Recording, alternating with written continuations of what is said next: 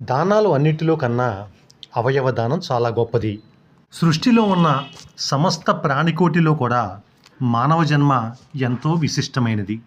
దురదృష్టవశాత్తు ఒక మనిషి జీవించి ఉండగా అతనికి ఏదైనా ప్రమాదం సంభవించినట్లయితే, లేకపోతే ఏదైనా ఇతర కారణాల వల్ల కానీ మెదడు పనిచేయకపోవడం సంభవించినట్లయితే దానిని బ్రెయిన్ డెడ్ అని అంటూ ఉంటారు. ఇటువంటి బ్రెయిన్ డెత్ సంభవించినటువంటి వ్యక్తుల యొక్క అవయవాలని ఇతరులకు కనుక దానం చేసినట్లయితే మరి వారికి పునర్జన్మ ఇచ్చినట్లుగా, వారికి ప్రాణదానం చేసినట్లుగా ఉండేటువంటి అవకాశం ఉంది. అవయవ దానం అనేది ప్రాణాలను రక్షించేటువంటి మహోన్నతమైనటువంటి సంకల్పంగా చెప్పుకోవచ్చు. బ్రెయిన్ డెత్ అనంతరం కుటుంబ సభ్యులు ముందుకు వచ్చి